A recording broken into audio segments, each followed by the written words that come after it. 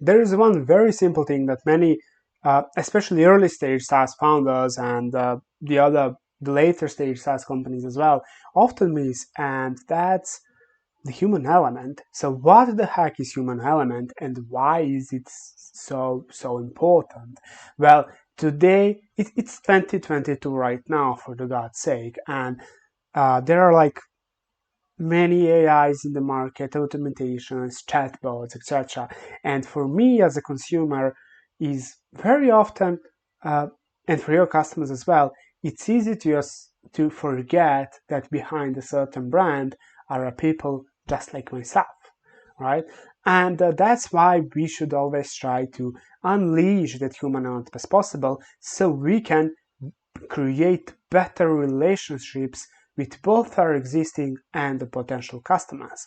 So, especially if you're an early stage brand, that's really not that hard. I mean, it's unscalable, yeah, but in many cases it's unscalable.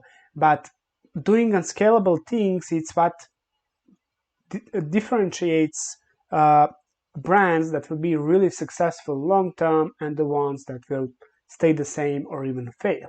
So, for example, if you're not getting a lot of demos and the trials right now, then go on and record a really personalized 30-second video message for every new trial that you have, and send it over to email. And tell them that you're very grateful for signing up, and that if they need any questions, they can reach out to you on support.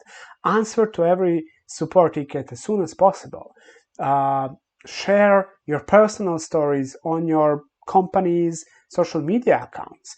Use the images of and pictures of your people and your team and your customers on your email as much as you can. Like, forget about all those illustrations of people sitting around the work desk that really, at the end of the day, say nothing, right? So show the human faces, show the faces of your customers, be real and be realistic. And I really and genuinely think that's the difference that uh, really makes good brands great, right? And even what I'm doing right now, so you're sitting behind your desk, walking around in the park, in the gym, whatever you're doing, and you're listening to my voice, or you're viewing this video on YouTube and on my social media channels, and in that way you're connecting with me, right? And in a couple of weeks or months or years, doesn't matter, when you go out to contenthorse.com and you see what my agency is doing for early stage founders, you will easily connect my face with that company, and you will have a trust in me, and we will already have a certain relationship between each other, right? So that point you will end up easily converting and becoming my client. And that's the same when you're going and using any other SaaS tools in the market. When I'm buying SaaS tools, I'm usually buying SaaS tools from the companies that I know and the people I know and the people I trust, because I believe in them and I believe in their expertise. And the reason why and how I decided to believe and trust in them is because they had that certain dose of human element. I saw them on social media, they sent me an email, they sent me a personalized video message, whatever it is. So go the extra mile, go the extra step, especially at the beginning, and do the things that people tell you not to do. So do the unscalable things. Unscalable things are the ones that really, as I said, make the difference between really successful brands and the ones who will fail at the end. And at the end of the day, you're there because of your customers. If the customers are not paying you, then you will be out of business.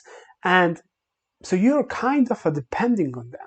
So if you don't have happy customers, if you don't have happy and engagement clients that love working with you, that recommend you to other people, then you're really not in the business in the long term. And for example, I have, as an example, I have one client, uh, and while we were doing an ICP research for them, we interviewed like 5 or 10 of their existing customers. And each one of them told me that they're just in love with the team. Even though they're a SaaS company, right? They're in love with the team. They're in love with the founder because the team and founders are so helpful and so responsive. And 2 or 3 of those customers even told me that there are better solutions on the market than what my client has to offer, but they stick with my client and they will stay with them for years ahead just because they love them and they have that certain connection with their team. And that's the real power of human element. So before all, it helps us bring better relationships with our market, with our existing customers, with our potential customers.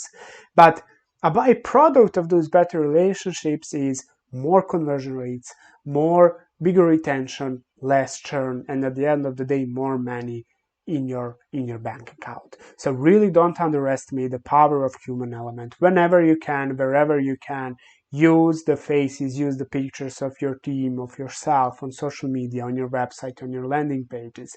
Send the personalized videos inside when someone signs up or when someone buys a bigger package. If you don't have time to send personalized emails, personalized videos, or if there are just so many people signing up for your product each day, then record some general video. Doesn't matter. It's just important for your customers and potential customers to connect the face of you and your team with your brand.